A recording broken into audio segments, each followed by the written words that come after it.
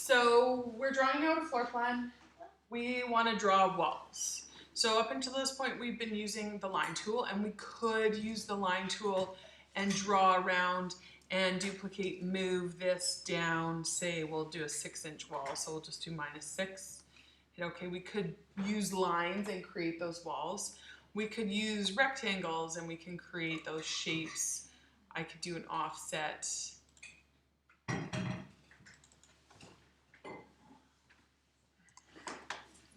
And I could create walls that way. Now the thing is, with these walls, they're not actually objects. They're not, or the way we've done it with the line, they're shapes or they're lines.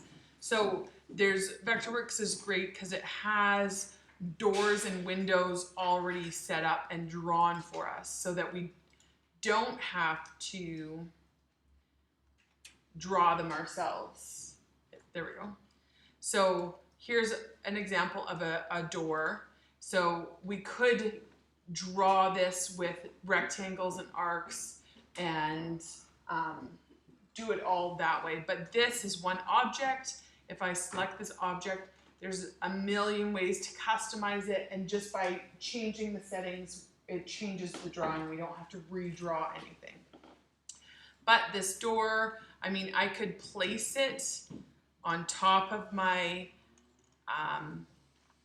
line drawn wall if I wanted to, but it doesn't insert into that wall. It doesn't cut the lines out. It doesn't trim it. It doesn't fit into the space. So thankfully there is the wall tool, which is very handy. So if I go into I'm in my little building shell tool set. So in my advanced tool sets, there's a little house. If I select that building shell tool set, I can see that there is right at the top, there's a wall tool, shortcut number 9. And it even says creates wall objects with 2D and 3D properties. So I have my wall tool. There are different mode menus along the top. There's ways of setting the reference points for inserting our walls. There's ways of determining what part of our wall is going to be used for that reference or control line. And there's the way of drawing it. So we can draw it like the polygon tool, or we can draw it like a rectangle tool. So for instance, right now, I'm just going to leave things as they are, except change into my rectangle mode. I can just draw like I'm drawing a rectangle. First click, second click, and I have 4 walls. And it says up in my object info palette, 4 walls. I can go down to my door now, and I can insert this door. You can see it in highlights, and insert my door into the wall. And I can see now how it cuts it out and it fits into that wall. Okay, so back to my wall tool. So there's different ways that creating walls are, we can edit them in ways that are way more advanced and efficient than if these were lines or other shapes. And I can see actually that the first view was top plan view, and these are all 2D properties, and I have my walls viewed in 2D form, but they also created, as it was said, a 3D form. So even if I render this, I can see that these walls and even my door, it's a little 3D model. So all I had to do was draw these walls in 2 dimensions, and I get the basis for a model. Way less work, 1 step, and 2 outcomes. So I'm going to go back to top plan view. Okay, back to my wall tool. Okay, so right now we are using an unstyled wall. Okay, and it says unstyled in my wall style, which is fine. And over in my object info palette, it also says unstyled. Whoa. So the thickness of the wall is 5.906 inches.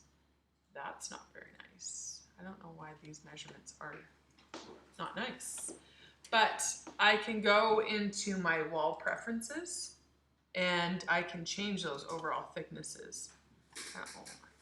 So I'll just do 6 inches for now and I can hit OK. And now that didn't change the wall that I already drew, but if I now draw my walls, they are a thickness of 6 inches. So up in my object info, or up in my wall tool mode preferences, I can change this thickness, this overall thickness. I can see what the wall looks like, and we're not going to make any change. We'll get into this more in depth later. Right now, we're just going to use an unstyled wall. I can see that it says for walls, I can make these changes in my object info, but I can also change the attributes of these walls just as if they were a rectangle or a line. These are because it is an unstyled wall. So I can actually change this fill if I wanted to black. So we're going to be doing 3 different types of walls on this project. We are going to be doing existing walls, we are going to be doing demolition walls, and we are going to be using new construction walls. So for instance, existing walls we're going to show as 2 black lines with a white fill. New construction we're going to be drawing with a black fill, and demolition we are going to be drawing with a dashed black line. So all those things I can change over in my attributes palette. So I've created these walls. Here I have my existing. Here I have my new construction. And I can just change the pen style to a line type. So there's a little pen, and beside the little pen, there's a pen style drop down menu, and I select the line type. And then that brings up this line type drop down menu, and I can click there, and I will do a short dashed. I could. So wait, you said the demolition, is that solid black or nope. Dotted? Dotted. And then what was the other one? So right now I have, I'll type it in. This is existing.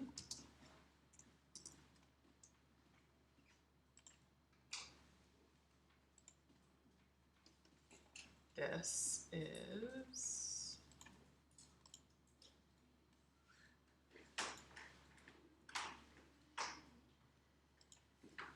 new construction. This is demolition.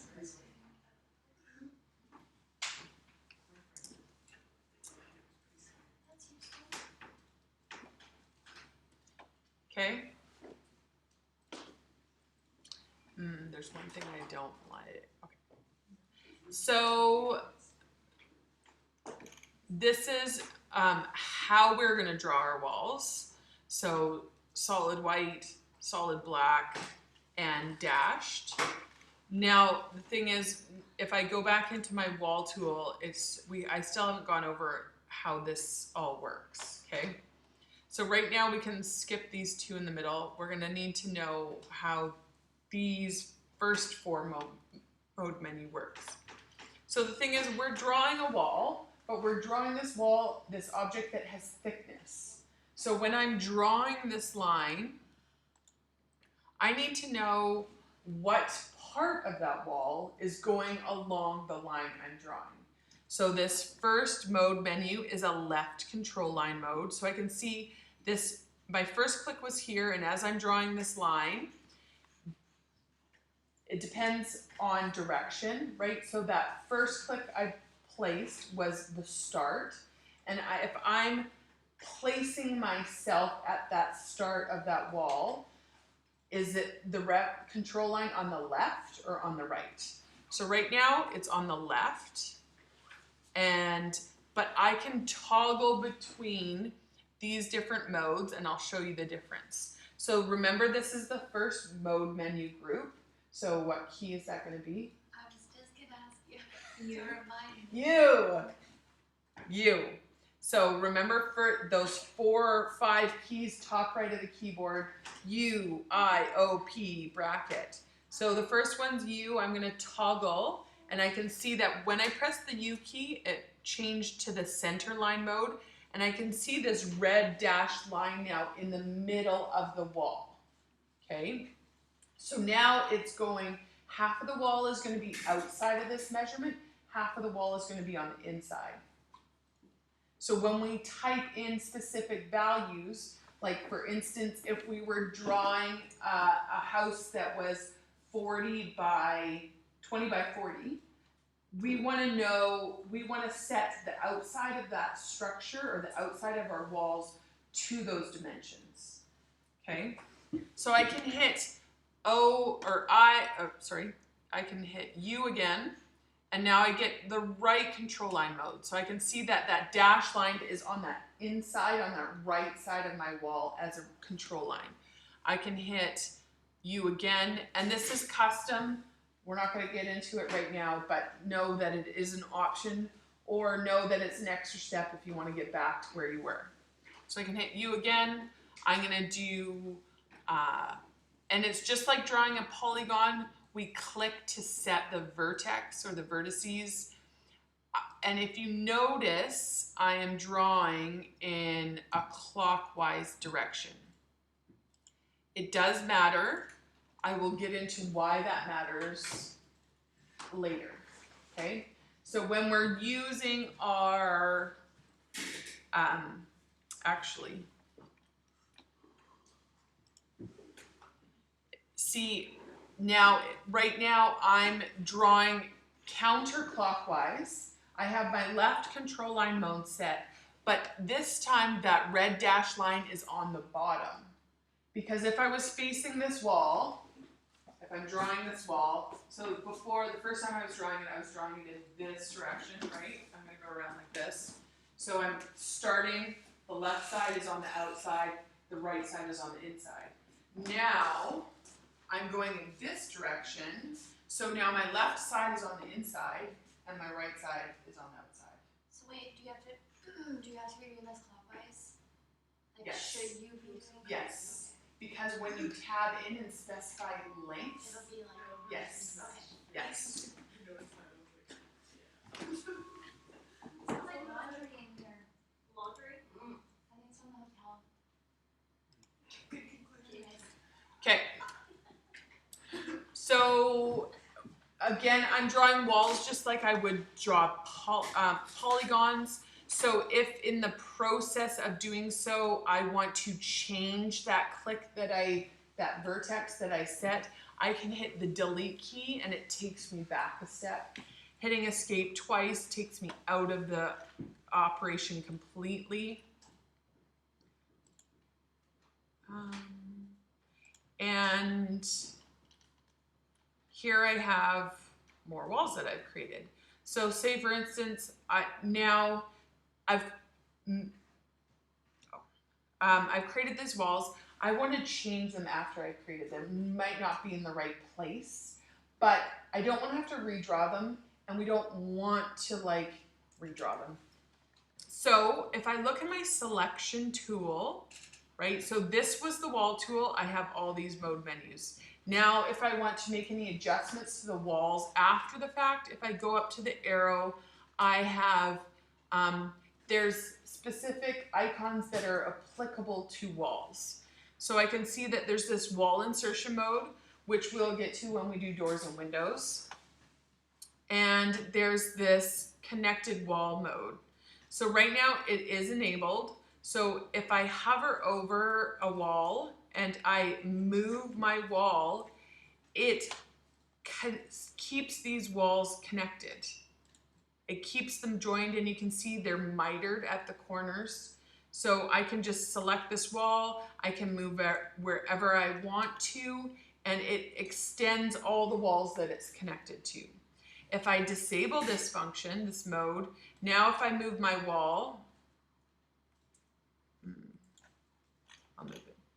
If I move my wall, I can move it wherever I want to, but in doing so, it doesn't maintain that connection, okay?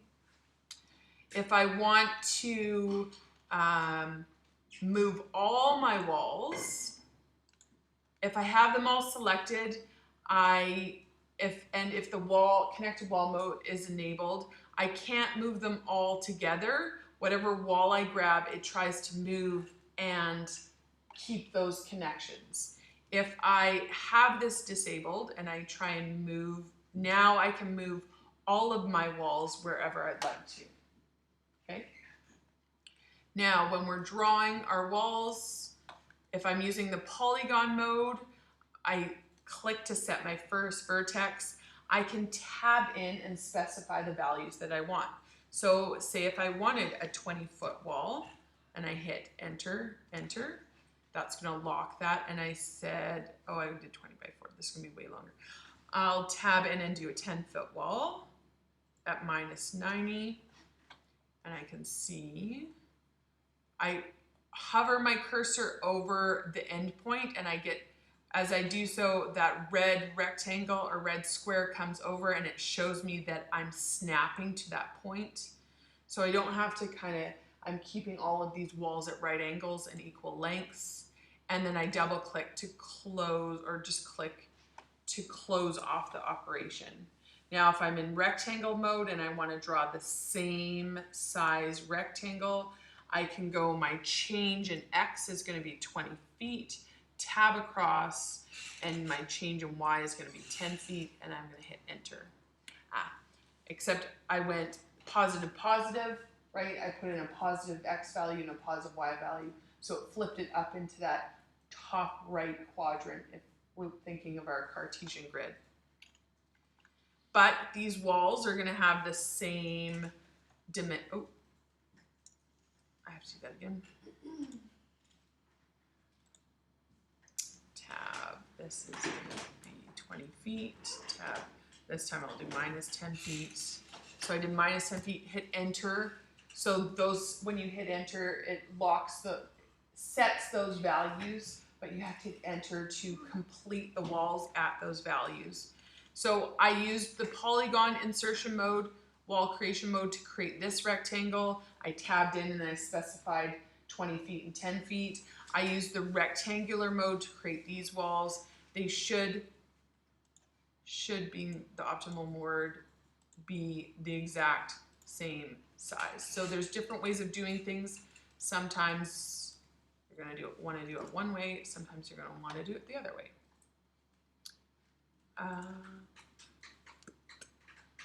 I think that's all for now. So you're going to have to measure the thickness of the walls that you're creating.